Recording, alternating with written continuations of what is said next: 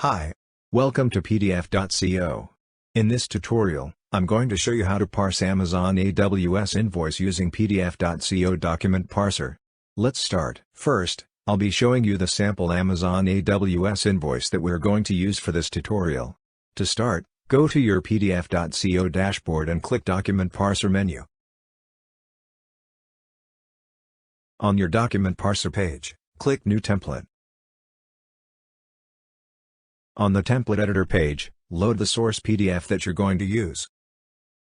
To start creating your template, you need to select an object. For this invoice, we'll be using the following objects: Add field based on text search object, Add table field based on text search object, Add field with static value object, and Add field from rectangle selection object. Here are all of the objects that are used for this invoice. You may pause the video to check the expressions and data type used for each object.